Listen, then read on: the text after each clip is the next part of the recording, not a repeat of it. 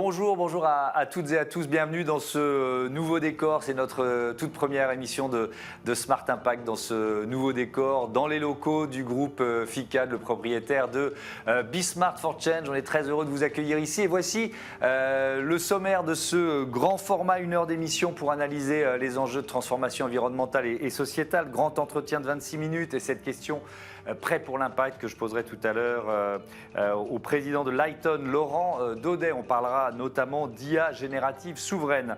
Mais d'abord, je reçois dans une minute Amandine Hersant, la directrice générale de Planète Urgence, qui propose un nouveau modèle de philanthropie climatique, alternative au crédit carbone. Vous verrez, dans notre débat, on parlera de l'isolement des seniors LGBT+, et ou atteints du sida. Ils sont 2 sur 3 à vivre seuls et sont souvent moins bien soignés. Et puis dans notre rubrique consacrée aux startups éco-responsables, vous découvrirez la marque The Island Cosmetics qui propose d'allier maquillage et protection solaire. Voilà pour les titres, c'est parti pour ce Smart Impact en format XXL.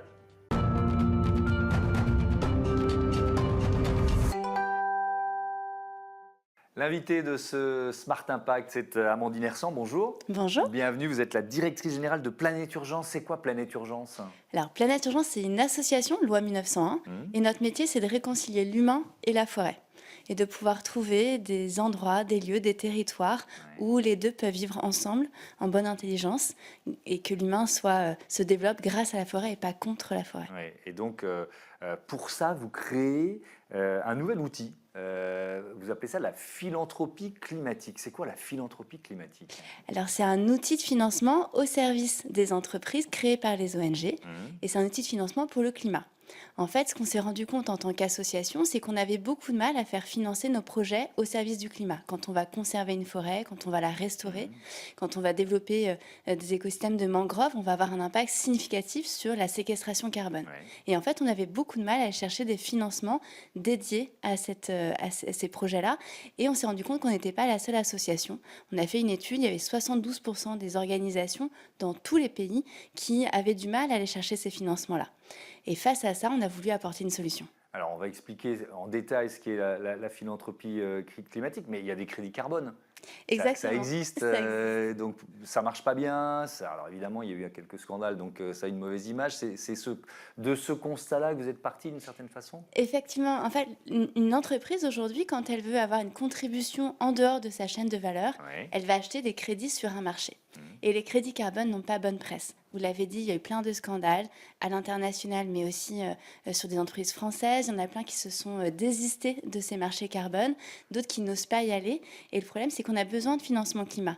Donc pour les entreprises qui vont sur les crédits carbone, elles peuvent le faire de façon très qualitative. Et il y a des bons projets carbone. Mais le problème, c'est qu'il y a beaucoup d'entreprises qui ne veulent plus y aller. Et donc il y a besoin de leur offrir une autre solution. Et c'est là où la philanthropie climatique est très intéressante. Comment ça marche ? C'est quoi la philanthropie climatique ? Je suis une entreprise, effectivement, je me dis, bon, je veux participer à la reforestation, etc. Planète Urgence m'intéresse, par exemple. Qu'est-ce que je fais de différent des crédits carbone ? Ouais, c'est très simple.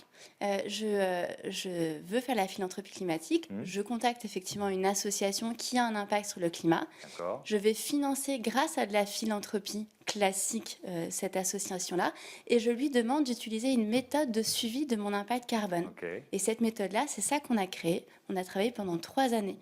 Elle a structuré, elle a été testée par des experts. Il y a l'ADEME, il y a SWIP, il y a le CIRAD, des experts de ces organisations-là qui sont intervenus. Et donc, on a une méthodologie derrière qui permet de dire j'ai eu tel financement pour tel projet et j'ai eu tel impact en face. C'est basé sur la science ? C'est basé sur la science, évidemment. On a pris aujourd'hui ce qu'il y a de plus avancé d'un point de vue carbone. On a travaillé avec Amercop, qui est une structure internationale qui travaille justement sur les certifications carbone. Et donc, qui a les méthodes les plus avancées. Et puis, en plus, après, on l'a testé. Donc, ce n'est pas simplement basé sur la science, c'est aussi pragmatique. Et on l'a testé sur des terrains d'intervention, voir comment ça fonctionne, si c'est adapté à des petits projets, à des niveaux ONG, et si c'est pratique pour pouvoir avoir le plus d'impact possible sur le terrain, et en même temps avoir cette attestation. Alors, où et comment vous l'avez testé? Racontez-nous. On est allé sur 3 terrains très différents les uns des autres. Le premier, c'est la France, avec de l'agroforesterie, et c'est Ferme d'Avenir qui l'a mis en place. Puis après, nous, chez Planète Urgence, on est allé en Indonésie sur de la mangrove, et puis on est allé à Madagascar sur des sujets de bois-énergie et de conservation de forêt. Et alors, quelles entreprises se sont engagées? Quand vous dites on l'a testé, ça veut dire qu'il y a une entreprise ou plusieurs entreprises qui vous ont accompagné sur ces projets, c'est ça? Ouais, on a eu une entreprise qui s'appelle Davidson Consulting, qui dès le démarrage a dit « Moi, je vais avoir un impact sur le climat. Par contre, je n'ai pas besoin de certificat. Je n'ai pas besoin de pouvoir revendre et de spéculer derrière avec des certificats, mais je veux une garantie d'impact. » Oui, je veux pouvoir aussi communiquer d'ailleurs sur l'intégrer à mon bilan extra-financier, etc. etc. Exactement, quoi. Ouais. intégrer dans les reporting. Ouais. Donc, on a travaillé ensemble en fait à structurer cette méthode-là. Ils ont été les premiers financeurs et on l'a lancé très récemment. Et il y a beaucoup d'entreprises qui viennent nous contacter en disant moi ça m'intéresse, il me manquait quelque chose, il manquait une solution et là ça peut faire partie de mon portefeuille. Alors, vous parlez de révolution. Pourquoi? Parce que vous pensez que ça peut être massif? Il faut que ça soit massif. Aujourd'hui, on manque de financement pour le climat. On voit bien qu'on perd du temps là en ce moment sur les sujets climatiques et que le temps, on ne l'a plus beaucoup. Et ce temps-là, il peut être rattrapé si on va massivement sur des projets à impact climatique. Mais on a besoin d'argent. Il faut qu'on multiplie par 6,5 les financements à horizon 2030. Pour le climat. 6,5 2030, c'est demain. On y est déjà. Voilà, 2050, c'est par 13 qu'il faut les multiplier. Et donc, il faut qu'on aille chercher des nouveaux modes de financement. Parce que les États sont défaillants? Parce que les États ne font pas ce qu'ils s'étaient engagés à faire. On a la COP qui va arriver à Belém, qui va être une COP importante, mais on voit bien que les résultats aujourd'hui ne sont pas au niveau attendu. Et les entreprises, elles ont un rôle massif aujourd'hui à jouer sur les sujets de financement. Qu'est-ce qui peut convaincre les entreprises? On peut refaire la liste. Il y a le risque réputationnel. Qui les faisait hésiter à s'engager dans les crédits carbone, par exemple? Exactement. Je pense que ça, c'est un risque majeur pour les entreprises. Elles ont peur de l'image qu'elles vont avoir si elles achètent des crédits carbone et s'il y a des mauvaises presses derrière ces crédits carbone-là. Elles ont peur aussi du mot compensation. Et donc là, nous, on propose une solution. On est sur de la contribution pure. 100% vertueuse et qui change le paradigme, où les entreprises, elles vont pouvoir dire moi, j'ai financé ce projet. Oui, il y a une logique de transparence, c'est-à-dire que c'est de l'argent, un projet bien précis et l'impact du dit projet. Exactement. Oui. Il va y avoir une attestation d'impact qui va être fournie aux entreprises et avec un suivi pendant 10 ans où elles vont pouvoir regarder ce qui s'est passé d'un point de vue climatique sur les 10 années. Est-ce que vous êtes quand même inspiré des méthodes de financement du crédit carbone pour aboutir à cette solution? En fait, on a regardé ce qui se faisait de mieux dans le crédit carbone. Scientifiquement, les méthodes, elles sont robustes de suivi. C'est celles qui sont aujourd'hui les plus robustes. Ça dépend des sujets. Je ne vais pas rentrer dans le détail, mais ça dépend des sujets. On a pris ce qui était le plus avancé, le plus robuste, et tout ce qui va être séquestration, agroforesterie, mangrove. On a des méthodes intéressantes. Donc, on s'est appuyé sur ce qui avait déjà été testé dans plein de pays différents pour savoir ce qui était le plus réaliste sur le terrain et on a adapté à la philanthropie. Avec quelle échéance? L'impact du projet qui est financé, vous le suivez pendant combien de temps et parce qu'on ne voit pas forcément le résultat tout de suite. Donc, est-ce que c'est un résultat dans 5 ans, dans 10 ans, dans 40 ans? C'est quoi l'échéance finalement que vous donnez aux entreprises qui vont s'engager? Alors déjà, globalement, quand on fait un projet de séquestration carbone, c'est un impact sur des dizaines, des centaines d'années. Quand on va restaurer une forêt et si la forêt est maintenue, l'impact est très long terme. Nous, le suivi qu'on va faire, ça va être sur 10 ans. Puisque si la forêt est toujours là dans 10 ans, on a des grandes chances qu'elle le soit dans 40, 50. Et de toute façon, on gère rien. Ceux qui vont vous dire qu'ils savent ce qui va se passer dans 40 ans dans une forêt, voilà, j'ai des doutes. Ça marche partout? Ça peut marcher sur tous les continents. Vous disiez, on a testé en France, en Indonésie, Madagascar. Ça peut vraiment marcher partout. C'est adaptable à tout type de projet et donc à toute taille d'entreprise ou stratégie d'entreprise aussi. Oui, complètement. C'est pour ça qu'on l'a testé sur différents écosystèmes. Et c'était important pour nous, puisqu'il faut que ça puisse servir là où il y a des besoins les plus importants. La forêt, elle est en difficulté très, très, très forte sur les 3 grands bassins, Amazonie, bassin du Congo et Asie du Sud-Est. On a une déforestation qui a augmenté de 80% l'année dernière. Donc du coup, il faut qu'on puisse aller sur ces zones où on peut encore conserver et on doit encore restaurer ce qui vient d'être abîmé. On peut prendre des exemples de projets que Planète Urgence, parce qu'elle existe depuis combien de temps l'association? 25 ans. 25 ans, donc quart de siècle. On a un peu de recul pour... Moi, ce qui me frappe, là, on discutait du sommet sur l'océan qui se tient en ce moment à Nice. On en parlait notamment avec Romain Troublé, le directeur de Tara Océan, qui dit la rapidité à laquelle la nature marine peut se reconstituer. C'est-à-dire, si on laisse tranquille un espace, notamment une aire marine protégée, elle se reconstitue très vite. Est-ce que c'est vrai aussi des forêts? C'est vrai. Est-ce que ça va si vite que ça? Vous voyez ce que je veux dire? C'est vrai aussi des forêts. C'est assez magique ce qui peut se passer avec le vivant. Moi, il y a un écosystème de mangroves sur lequel je suis retournée. On était intervenu 10 ans auparavant. Il n'y avait plus rien. Ils avaient coupé pour faire de la crevette en Indonésie. On a restauré l'écosystème à travers de la plantation, mais aussi la régénération, c'est-à-dire on laisse le vivant revenir naturellement. Et en fait, je me suis retrouvée 10 ans après dans une forêt qui faisait 3 mètres de haut, de mangroves. Il y avait des poissons qui venaient frayer, du coup des pêcheurs qui venaient chercher leur nourriture, les oiseaux qui chantaient. Donc oui, ouais, c'est magique. Ouais. Laissons-lui le temps. Et en France, l'enjeu c'est quoi? L'enjeu c'est plutôt la variété des essences qu'on peut planter, parce que la forêt française, elle est plutôt en train de progresser en kilomètres carrés, c'est ça? Donc c'est quoi l'enjeu si on veut accompagner un projet français?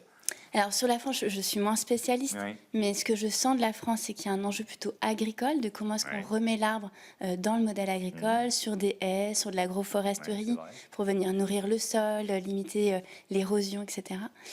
Sur la forêt en tant que telle, c'est plutôt limiter les coupes blanches, garder une forêt avec un couvert forestier, d'une sylviculture où on va aller prélever les arbres les uns après les autres à des moments différents de leur vie, mais de façon plus continue.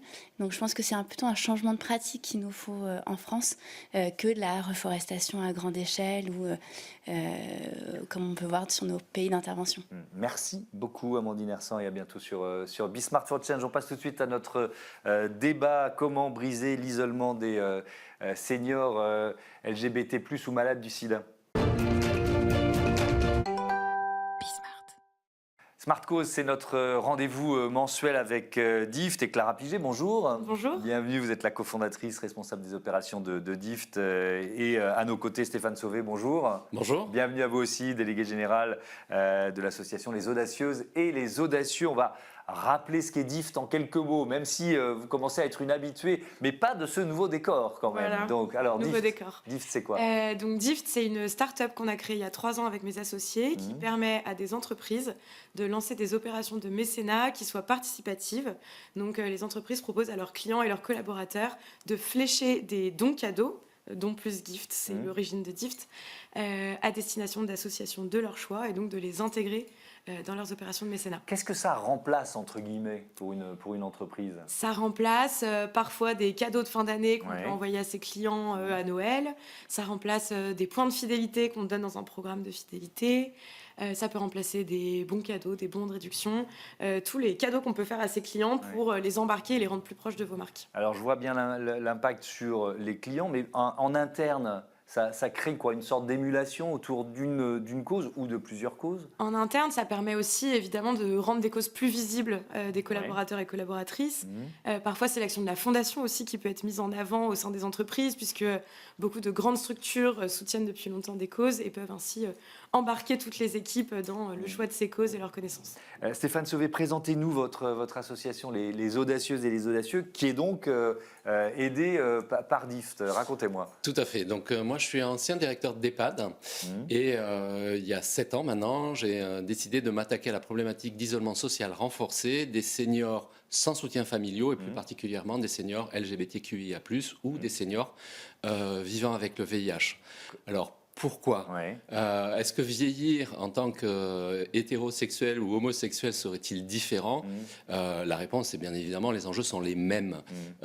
Quand on vieillit, on a envie d'être autonome le plus longtemps possible, avoir du lien social, rester connecté à la vie. Mais par contre, ce qui va différencier ces deux populations, donc LGBT et vivant avec le VIH, du reste de la population générale, c'est le parcours de vie. Souvent, ces seniors ont été exposés à des discriminations et la stratégie qu'ils ont eue a été de se rendre invisibles. Et quand on se rend invisible, quand on retourne au placard, on ne peut plus être soi. Donc notre claim, c'est être soi à tout âge. L'idée, vraiment, c'est de leur permettre de rester eux-mêmes. Et cette invisibilité, elle les passe en conséquence, tant pour l'individu, puisque quand on est invisible, on va s'isoler. Et en termes de population, ça a aussi un impact. Parce que c'est pas parce qu'une population est invisible qu'elle n'existe pas. C'est pas parce qu'elle n'est pas visible qu'elle n'a pas de besoin.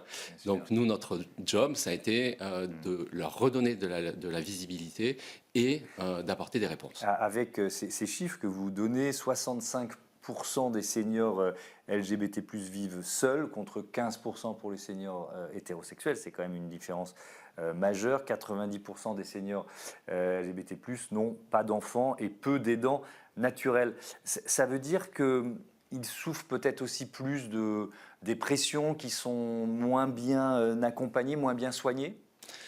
Alors, leurs caractéristiques sociologiques, et on pourrait redonner une dernière statistique, c'est le taux de suicide de la personne âgée LGBT qui est de 2 à 7 fois supérieur à celle de la communauté hétérosexuelle, 2 pour les femmes et 7 pour les hommes. En fait, c'est ça vraiment le moteur de mon engagement. Je me dis, mais il faut vraiment faire quelque chose. C'est cette prise de conscience-là. C'est cette prise de conscience.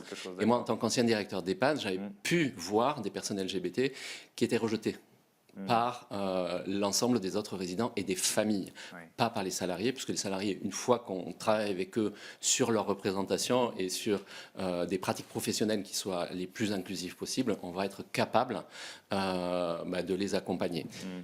Par rapport à la question que vous posez, en fait, on va avoir une santé mentale qui va être fragilisée parce que exposé à différentes discriminations, quand toute votre vie vous êtes planqué, parce que la société à l'époque, jusqu'en 80, pénalisait l'homosexualité.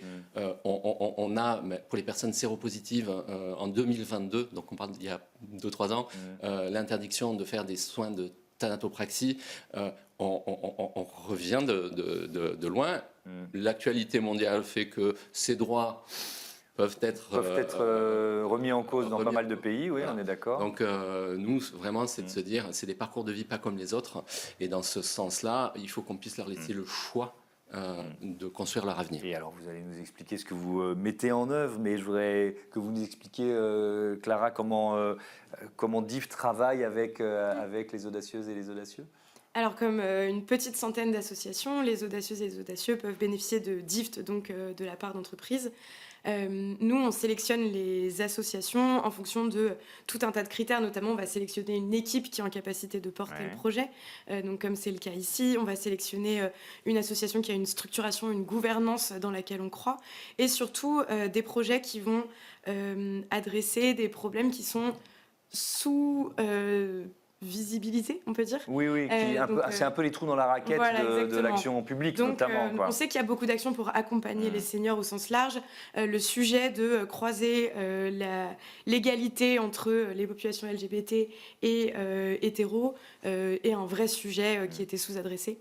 Et ensuite, tous les sujets de pouvoir former, rendre plus visible, faire comprendre les différences entre différentes populations, c'est un enjeu essentiel pour aussi essayer de résorber un petit peu les inégalités qui existent à la source. Alors, qu'est-ce que vous faites, Stéphane Sauvé? Quel type, par exemple, cet isolement social là, dont on parlait, comment vous le brisez? Alors, très concrètement, on s'est organisé autour de 4 grandes missions. Donc, créer des temps de convivialité, de lien social, que ce soit en présentiel ou en distanciel, puisque le Covid est passé par là et qu'on a formé et accompagné tous les seniors à maîtriser les outils digitaux.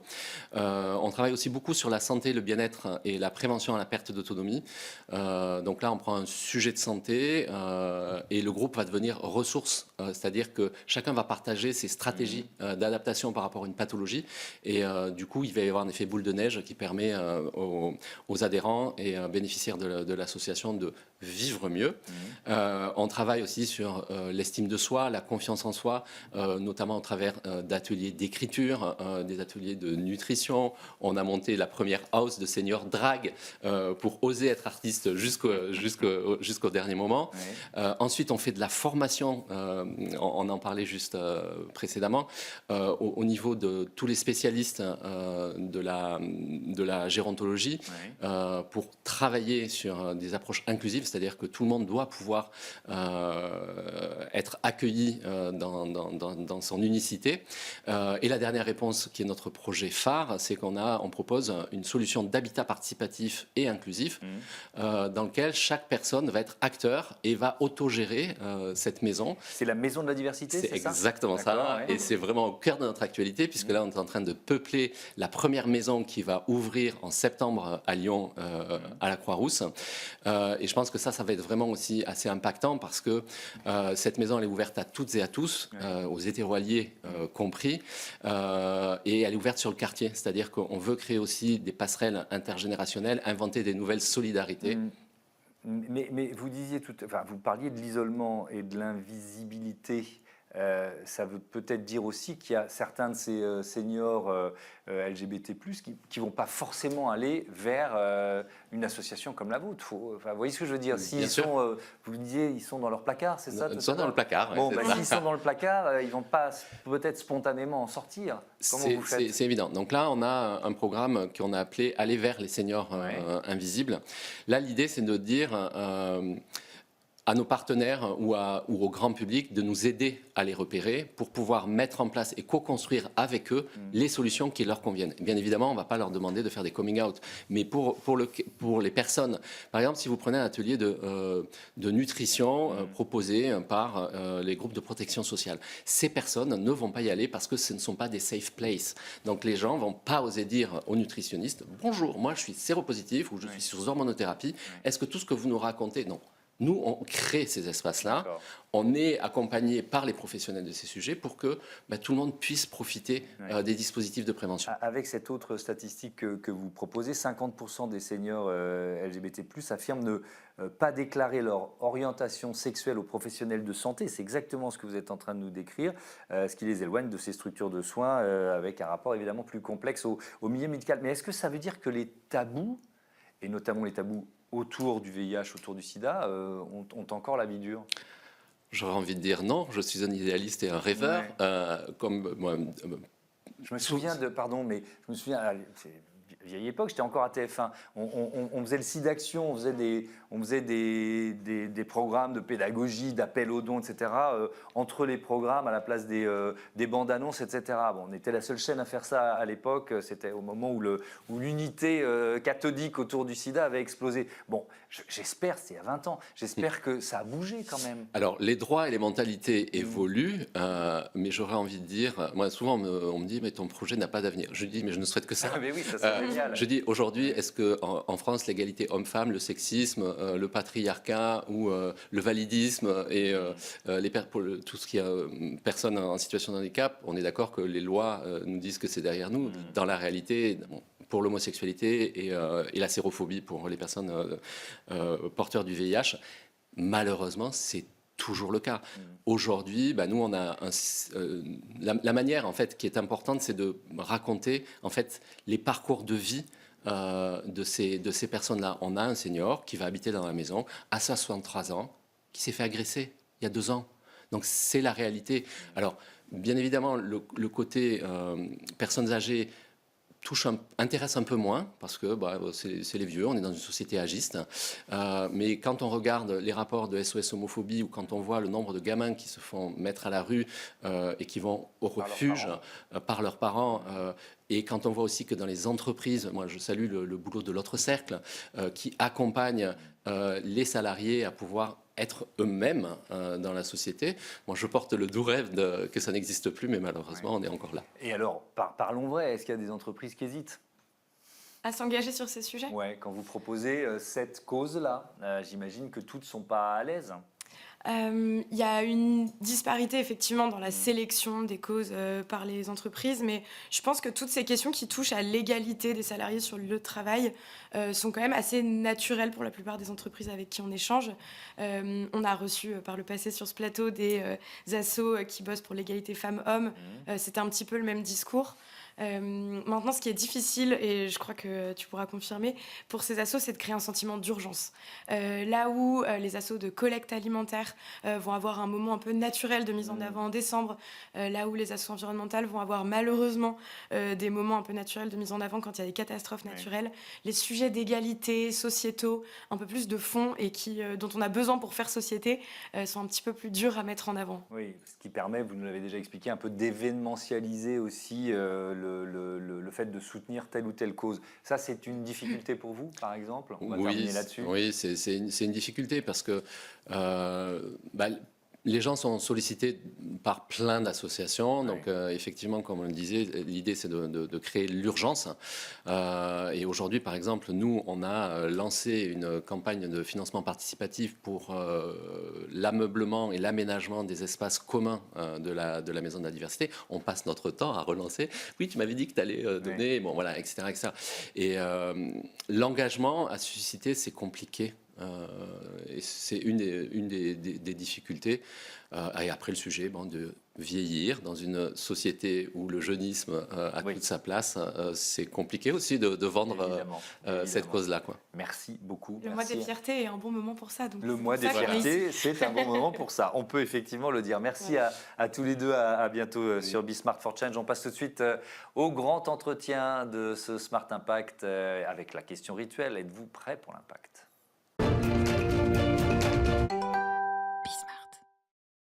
Êtes-vous prêt pour l'impact? C'est la question que je pose chaque semaine à une personnalité qui compte dans notre économie. 26 minutes de grand entretien. Et aujourd'hui, j'accueille Laurent Daudet. Bonjour. Bonjour Thomas. Bienvenue. Vous êtes le cofondateur, le président de Lighton. Ce mot impact, déjà, on va commencer par ça. Qu'est-ce qu'il signifie pour le patron d'une entreprise française d'IA générative? Tous les mots ont leur importance. Ah oui, alors effectivement, l'impact pour l'IA générative, c'est quelque chose d'assez évident. On se rend compte que c'est peut-être on vit ce moment de l'histoire où l'IA n'est plus une affaire de spécialistes et l'IA devient accessible par tout le monde parce que ça s'utilise dans la langue de tous les jours.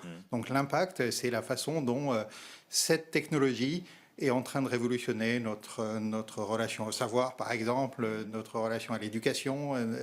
Et dans le monde du travail, c'est en train de totalement bouleverser. Je pense qu'on va en reparler. Évidemment, on va en parler en détail, mais on peut parler, d'ailleurs on y viendra, mais d'impact environnemental, d'impact sociétal, direct dans nos vies avec l'IA générative. Oui, absolument. Parce que la montée en puissance est tellement rapide que cet impact il est forcément lié à la rapidité de la montée en puissance. Oui, c'est effectivement cette rapidité. On parle d'une technologie qui n'existait même pas dans les laboratoires il y a une dizaine d'années. Donc c'est vraiment quelque chose d'extrêmement récent, extrêmement rapide et qui a eu une vitesse d'adoption qui n'a jamais été vue dans l'histoire, je pense, sur aucune technologie.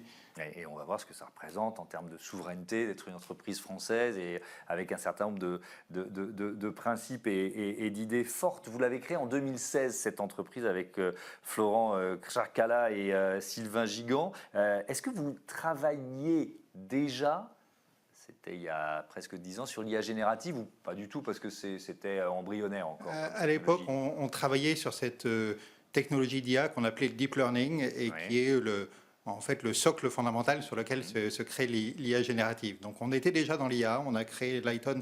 C'est d'ailleurs une spin-off de l'université. Nous, on est universitaires et on a créé ça parce qu'on a... L'IA, les modèles devenaient beaucoup plus gros, beaucoup plus demandait des moyens techniques, et hardware, software, beaucoup plus importants. Et on s'est dit qu'il fallait qu'on crée Lighton précisément pour cette notion d'impact, parce que ce qu'on faisait en laboratoire, mais maintenant on voulait que ça ait de l'impact dans la vie, dans l'économie. Ouais. Avec un pivot qui a eu lieu à quel moment et pourquoi surtout? On a eu une révélation quand on a vu arriver GPT-3, donc qui est l'ancêtre de ChatGPT, et ça c'était au printemps 2020. Au printemps 2020, on a vu arriver cette techno, on s'est dit waouh, ce truc-là, c'est absolument géant, ça va totalement bouleverser non seulement l'IA, mais aussi l'économie et la façon dont les gens changent leur façon de travailler grâce à cette technologie. Et c'est là où on s'est dit oui, cette techno est tellement importante et nous, on a toutes les compétences en interne pour s'y mettre. Donc, on a fait pivoter l'entreprise pour se focaliser entièrement sur l'IA générative. Au début, en créant nos propres modèles, on a créé des LLM, comme on dit, Large Language Model, pour nous ou pour le compte de nos clients, sur des LLM plus spécialisés. Et puis maintenant, depuis 2 ans, on développe notre plateforme d'IA générative qu'on appelle Paradigm, qui est à destination des entreprises qui veulent utiliser cette IA. Avec une technologie, est-ce que votre technologie, c'est exactement la même que celle de ChatGPT, par exemple? Ou alors, est-ce qu'il y a des différences? Alors, il y a des différences au sens où nous, on l'a vraiment centré sur les besoins des entreprises. ChatGPT, c'est pour tout le monde, pour votre petit-neveu qui veut faire sa dissertation. Mais nous, on est vraiment centré B2B.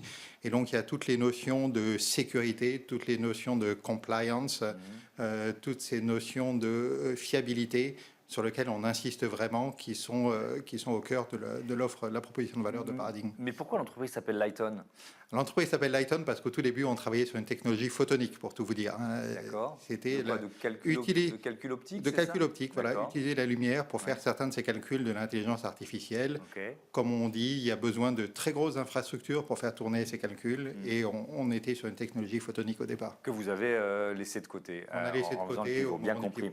Alors, Paradigm, venons-en à cette solution d'intelligence artificielle. Quel service vous proposez aux entreprises? C'est quoi? C'est un peu du sur-mesure en quelque sorte? Alors, c'est une plateforme qui est à la fois effectivement personnalisable parce qu'on va se brancher à la base de données de l'entreprise. Et l'idée, c'est d'avoir cette IA générative qui est branchée sur cette base de connaissances. Donc, vous pouvez faire tout ce que vous faites sur ChatGPT, c'est un chatbot simple, on peut faire toutes ces fonctions-là. Mais de plus, on peut poser des questions. L'idée, c'est de valoriser des bases documentaires, poser des questions sur toutes sortes de documents. Ça peut être des documents financiers, des documents juridiques, des documents de ressources humaines, des documents techniques, etc., etc. Et on a des réponses des synthèses de documents, des comparaisons de documents, etc., etc. Et puis maintenant, dans la nouvelle version de Paradigm, il y a ce qu'on appelle des agents qui automatisent des fonctions avancées pour de certains métiers plus spécialisés. Qui sont vos clients? Alors, on peut les citer, mais taille, secteur d'entreprise, ça peut être dans tous les secteurs? Oui, alors nos clients, c'est avant tout des grands comptes. On s'adresse aux grandes entreprises qui ont à la fois beaucoup de données. Non structurés, comme on dit, des documents sous toute forme, et puis qui sont très sensibles à ce que ces données restent privées.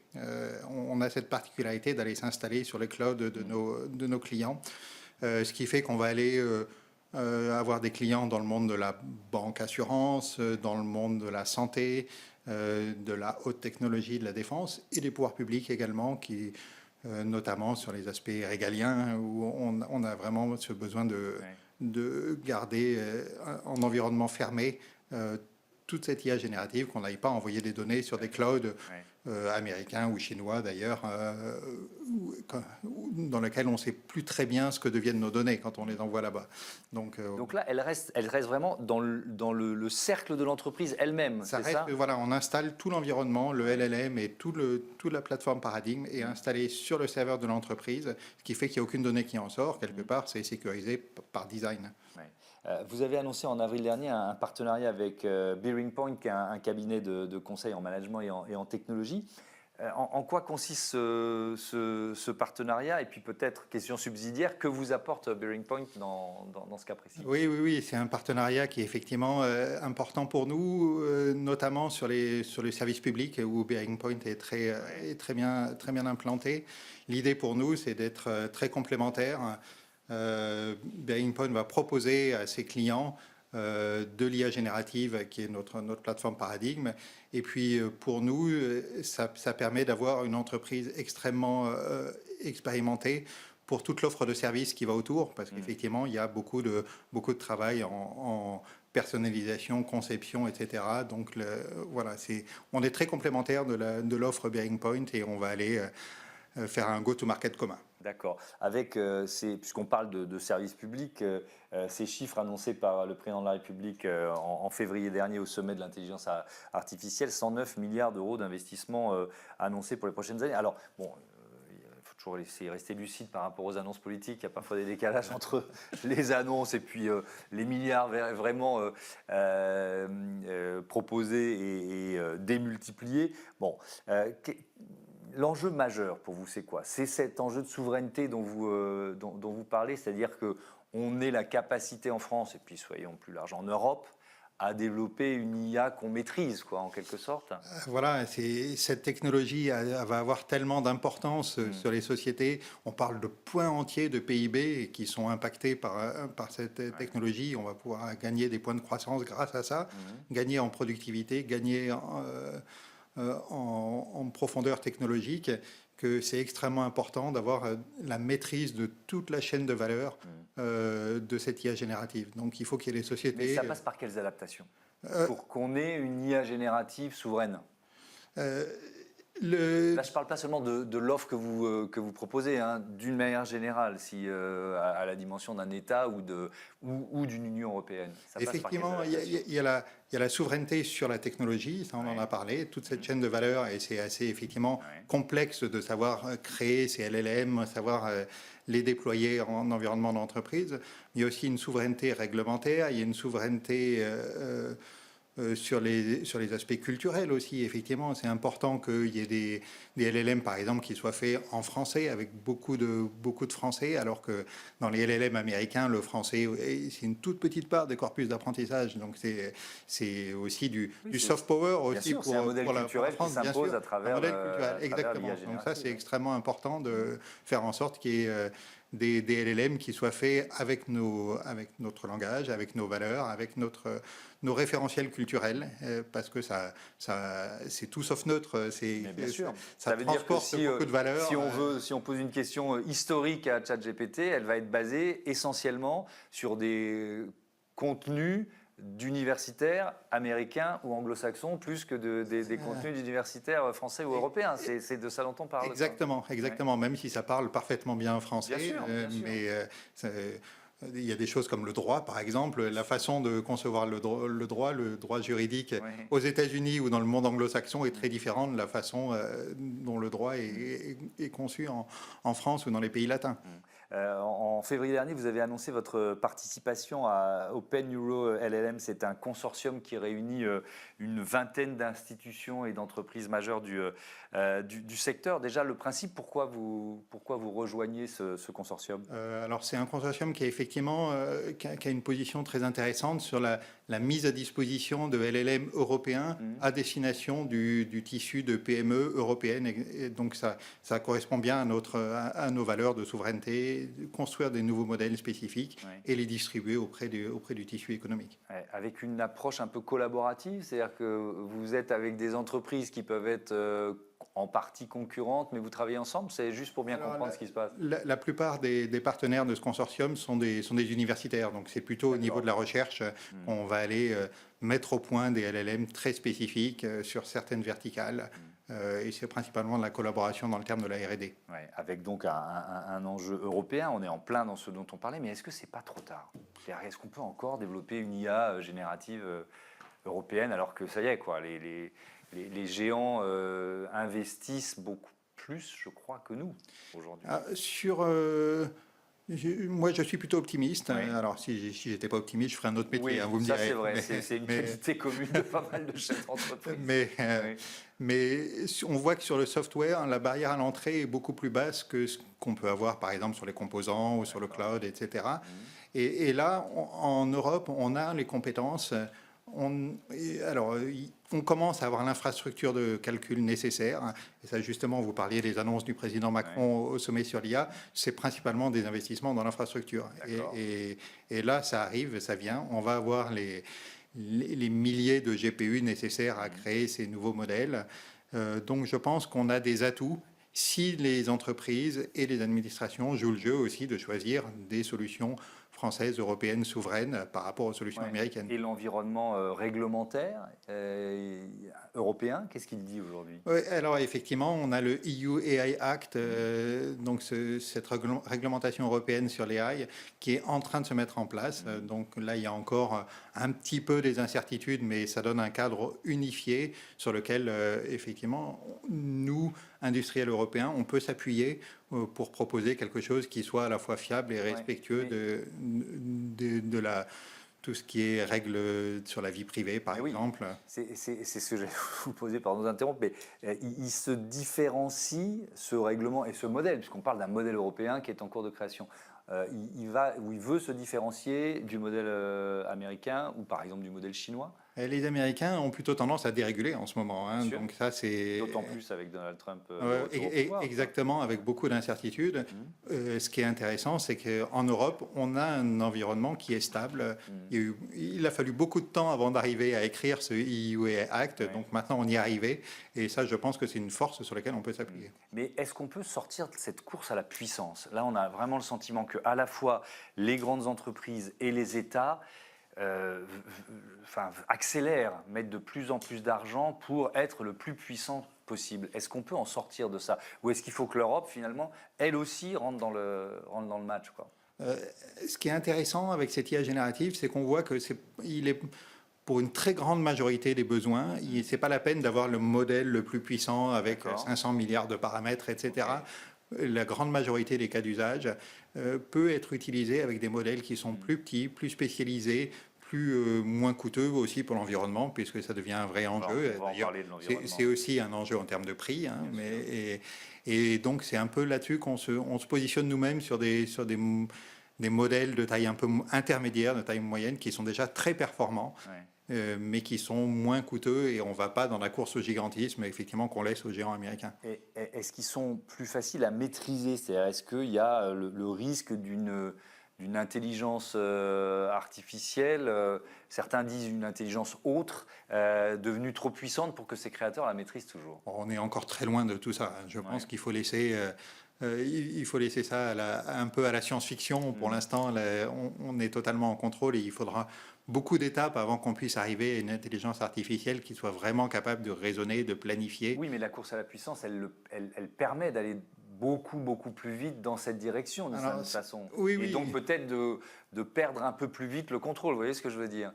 Alors, perdre le contrôle, je ne suis pas sûr. Par contre, ce qui est important, c'est que ces IA, ces agents vont nous automatiser dans des tâches de plus en plus complexes, faire de la planification, un peu comme si on avait des assistants où le matin, on leur dirait... fais ci, fais ça dans la journée et on aurait ces IA qui seraient capables de planifier une suite de tâches et les effectuer de manière totalement autonome. Est-ce que, alors venons-en effectivement au bilan environnemental, le modèle sur lequel vous travaillez, vous, avec Lighton, mais peut-être plus généralement ce modèle européen dont on parle, est-ce qu'il est moins énergivore? Il est moins énergivore, effectivement, par rapport au très très gros modèle. Il est taille intermédiaire. Alors pour les spécialistes, ça sera entre 30 et 40 milliards de paramètres. Et typiquement, c'est le type de LLM qu'on utilise. Ça permet d'avoir moins de ressources au niveau des serveurs et ça permet d'avoir plus d'utilisateurs en simultané sur une même ressource donnée. Donc moins de ressources au niveau des serveurs, on parle d'électricité, d'énergie, d'eau notamment. Parce que l'équation environnementale, elle est compliquée à tenir quand même, si on reste dans cette course à la puissance. Il faut distinguer deux choses. Il y a d'une part, effectivement, les coûts d'entraînement de ces modèles, comment on fabrique ces modèles. Ça, c'est des très gros coûts environnementaux, mais on ne le fait qu'une fois, quelque part. Okay. Et on fabrique ces modèles et après, on peut les utiliser. Et après, il y a ce qu'on appelle les coûts d'inférence, c'est-à-dire les coûts pour l'utilisation de ces modèles quand on a des dizaines, des milliers, des centaines de milliers d'utilisateurs qui vont faire des requêtes là-dessus. Et là, on a besoin effectivement d'être intelligent, de ne pas utiliser les très gros modèles quand c'est utilisé par des milliards de personnes plusieurs fois par jour. Oui, c'est-à-dire se concentrer et utiliser des modèles moins énergivores, moins puissants, quand il n'y a pas besoin d'avoir un... C'est ce que je comprends. Et alors, à l'inverse, on va retourner l'argument. L'IA générative, en quoi elle peut être utile, certains disent même indispensable, pour rendre plus efficace la lutte contre le réchauffement climatique? Alors, les problèmes environnementaux, on voit, c'est des problèmes extrêmement complexes, avec plein de paramètres très liés. Et l'IA, en général, pas seulement l'IA générative, mais l'IA est très bonne pour ça, et très bonne pour, quelque part, nous aider dans des situations extrêmement complexes. Donc, il est évident que l'IA optimise tout ce qui est production d'énergie, l'IA optimise les transports, l'IA optimise il y a plein de domaines, tous les domaines qui ont finalement beaucoup d'impact sur l'environnement peuvent être optimisés par l'IA et il n'y aura pas de transition énergétique sans IA. En, je crois, 2023, vous avez publié un roman graphique intitulé Dream Machine, ou comment j'ai failli vendre mon âme à l'IA, à l'intelligence artificielle. C'est publié chez Flammarion. Est-ce que c'est un peu basé sur votre propre histoire? C'est quoi l'idée? Alors effectivement, ça raconte l'histoire d'un entrepreneur à Paris qui crée une start-up d'intelligence artificielle sur les grands modèles de langage. Toute ressemblance avec des personnages existants ne serait que pure coïncidence, comme on dit. Mais effectivement, l'idée de faire ce roman graphique, c'était de faire de la pédagogie sur ces technologies, comment c'est fabriqué, comment c'est utilisé, et les dérives potentielles si c'était mis en de mauvaises mains. Vous vous engagez d'une certaine façon pour une IA transparente. C'est les termes que j'ai lus en préparant l'émission. Ça veut dire quoi? Ça veut dire ça peut être en open source, ça peut être, c'est quoi la logique? Oui, vous avez raison. Le cœur technologique pour nous est open source, effectivement. On contribue à l'open source et on utilise l'open source. C'est pour nous essentiel pour assurer cette transparence, cette auditabilité des modèles qu'on peut tester, qu'on peut comparer, etc. Et ça, c'est par opposition au modèle des géants américains, OpenAI par exemple, où c'est des modèles l'algorithme complètement fermés. Est une boîte noire, quoi. Oui, c'est une boîte noire. Personne ne sait ce qu'il y a à l'intérieur. À l'intérieur, exactement. Personne ne sait comment c'est fabriqué. Avec un argument qui est de dire, c'est notre cœur économique d'une certaine façon, donc on ne va pas l'offrir aux autres. En quoi ça ne vous affaiblit pas? Vous voyez ce que je veux dire, le fait de proposer en open source? On a tendance à penser que maintenant, la création de valeur, ce n'est pas tellement sur le modèle. Le modèle, c'est le moteur de la voiture, si vous voulez. Et ce qui est important, c'est quoi le service de transport, qu'est-ce qui va vous amener du point A au point B, et c'est pas juste le moteur, c'est tout ce qui est autour qui va faire que vous avez une voiture. Donc là, pour nous, en prenant cette même analogie, notre valeur ajoutée, elle est vraiment dans l'utilisation de ces LLM dans des chaînes de valeur spécialisées des entreprises, que ce soit dans le monde de la finance, par exemple, dans le monde de la santé, de l'assurance, de la tech, etc. Cet engagement pour une IA transparente, vous nous dites que ce n'est pas un désavantage économique. Est-ce que quand même, quand vous voyez vos concurrents américains, vous n'avez pas un peu l'impression qu'ils ont renoncé à un certain nombre de principes, justement pour atteindre des objectifs de rentabilité et des objectifs économiques? C'est un peu l'histoire d'OpenAI notamment. Oui, exactement. OpenAI est né comme, si on regarde ses principes fondateurs, c'était l'IA la plus ouverte, sans but lucratif, etc. Et puis plus le temps passe, et moins OpenAI est open, puisqu'ils disent de moins en moins ce qu'ils font. Ça devient une entreprise à but lucratif. Nous, on a un peu cette conviction qu'il y a moyen d'avoir un autre modèle, d'être profondément européen. C'est pour ça aussi qu'on a décidé de s'introduire en bourse en novembre dernier, pour s'ancrer dans cette réalité économique européenne et de nous donner une autonomie, vous avez moyen de nous développer. Faire ce choix plutôt que de passer par une levée de fonds classique, pourquoi? Oui, les levées de fonds classiques, on voit que très souvent, c'est de l'argent américain dont on parle sur ces technologies. Donc, il y a des très belles entreprises comme Hugging Face de Taiku, etc. Et c'est des super entreprises, mais pour croître, ils ont été prendre de l'argent américain et c'est devenu des entreprises américaines de fait. Et nous, on s'est dit qu'il y avait un moyen d'avoir une trajectoire un peu différente en restant européen, en allant chercher de l'argent des particuliers aussi, pour que on a eu beaucoup de succès auprès des particuliers dans notre introduction en bourse, parce que les gens ont compris que l'IA générative, c'était vraiment une techno qui était là pour rester et qui allait changer nos vies. Qui vont changer nos vies, mais alors jusqu'où? On va terminer par une question qui est presque une question sociétale. C'est pas seulement Lighton et les propositions d'IA que vous faites, mais par exemple sur le rapport au travail, sur les métiers qu'on fera. Comment vous imaginez, vous, nos métiers dans une dizaine d'années, à court terme finalement? Oui, alors à 10 ans, c'est une éternité pour l'intelligence artificielle à la vitesse où ça va. C'est pour ça que je n'ai pas dit 20 ans. Quoi. Et moi, je dis aux gens, effectivement, vous n'allez pas être remplacés par des IA, mais vous allez être remplacés par des gens qui utilisent l'IA. Donc attention, ces technologies, quelque part, ça va devenir naturel maintenant. Alors, ce qui est intéressant, c'est que les jeunes, maintenant, ça y est, c'est acquis. Les adolescents, ils utilisent ChatGPT comme ils utilisent un traitement de texte, etc. C'est devenu un outil totalement naturel. Et oui, c'est en train de changer totalement notre relation à la connaissance, par exemple, notre relation à l'éducation.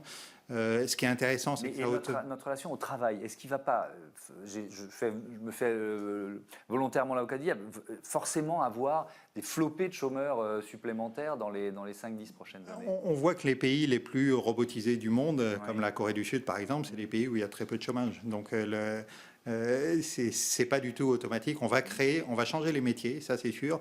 On va en créer des nouveaux. On va augmenter la productivité et on va créer de la croissance avec ça. Donc c'est globalement l'effet est positif. Ça a été très bien analysé dans le rapport qui a été fait à la demande du président de la République l'an dernier. Merci beaucoup Laurent Daudet et à bientôt sur Be Smart for Change. On passe tout de suite à notre rubrique Startup.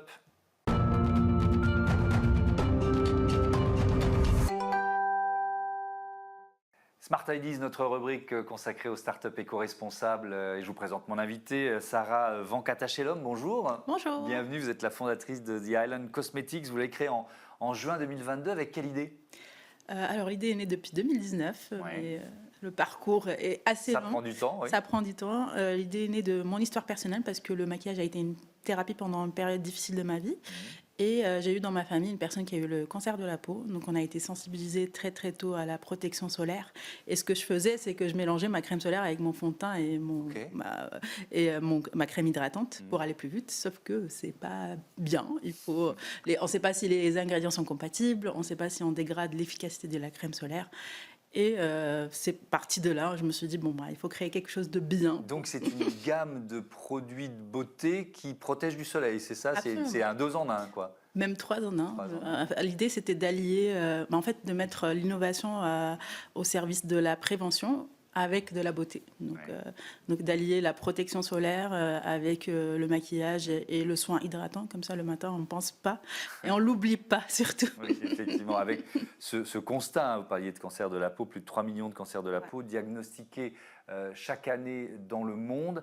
Ils sont quoi? Essentiellement liés à l'exposition au soleil? Le lien, il est assez UV. clair, quoi. Les UV, pas que le soleil, parce que les UV traversent les nuages à 80%. Donc, peu importe où on est possiblement exposé aux UV. Ouais.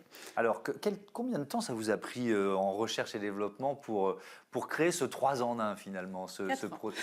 Vous disiez 3 tout à l'heure. Alors oui, c'est un produit de beauté.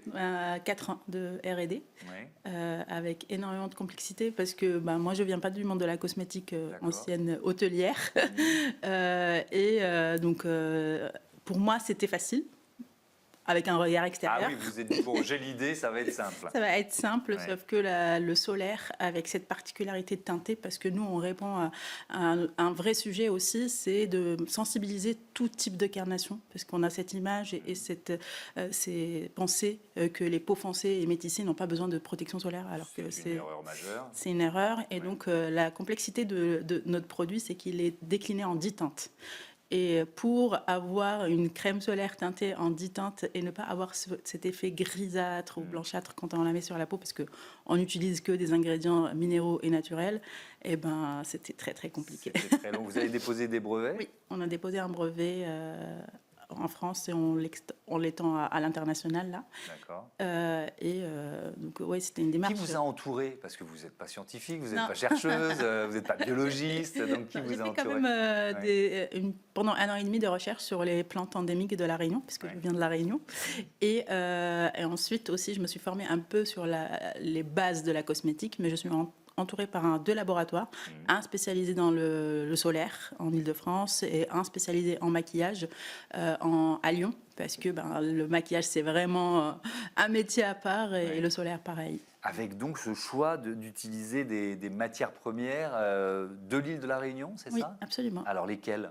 Alors, on utilise un actif qui est issu de la bagasse de canne à sucre, parce que la canne à sucre, elle est exposée au soleil toute l'année, mais elle est gorgée à 70% d'eau.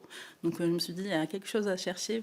Et c'est un actif qui est filmogène, donc il D'accord. garde l'eau à l'intérieur. Donc cet actif-là, on l'utilise dans le produit pour avoir justement ce film protecteur pour garder l'hydratation de la peau. C'est pour ça que c'est un empoisonnant, donc il hydrate jusqu'à 8 heures. Et ensuite, il y a un arbre asiatique qui se trouve sur une plage de sable noir à La Réunion et qui est pareil, toujours vert. Et il a un indice de protection naturelle de 20. Donc on a extrait l'huile de cet arbre. Ok, et il n'y a pas de, je disais en préparant l'interview, il n'y a pas de conservateur chimique, donc ça c'est un choix que vous avez fait. Absolument. Mais ok, mais là aussi, par quoi on les remplace? Alors, il y a des conservateurs naturels, mais du coup, c'est derrière le packaging qui doit être adapté à ce genre de formule. Donc ça aussi, on a mis 1 an à trouver le bon packaging qui ne fait pas rentrer l'air pour ne pas dégrader la formule. Alors on est quoi, 3 ans après, juin 2022, 3 ans après la création, vous en êtes où du développement de la marque? Alors, on a lancé du coup officiellement la commercialisation en juin de l'année dernière, de 2024. On est actuellement à La Réunion, dans 15 pharmacies, on se vend en ligne. Et aussi à l'île Maurice, l'île Sœur, dans des magasins sélectifs type Sephora. Et là, on attaque cette année la distribution dans l'Hexagone. Avec quel canot de distribution? On aimerait bien la distribution sélective, type les magasins Nocibé, Sephora, et garder cette partie pharmacie parce que, comme c'est un produit aussi solaire, c'est plus facile aux clients de le retrouver en pharmacie. Avec un dernier élément, vous faites fabriquer, empaqueter vos produits à Lyon par Anesat, c'est ça? Oui, absolument. Alors, le projet, il est vraiment très engagé et parce qu'on éduque à la protection solaire, on éduque au cancer de la peau, on fait dans les entreprises, on va dans les collèges et aussi dans les valeurs de la marque, on fait travailler les personnes en situation de handicap parce que il faut les insérer et ils sont très très contents de trouver un emploi quoi. Donc oui, un ESAT à Lyon et j'espère aussi un ESAT à La Réunion bientôt. Merci beaucoup Sarah Rancatachelum et bon vent à votre marque The Island Cosmétiques. Voilà, c'est la fin de ce premier numéro de Smart Impact dans ce nouveau décor dans les locaux du groupe FICAD. Merci à toutes et à tous de votre fidélité à Be Smart for Change.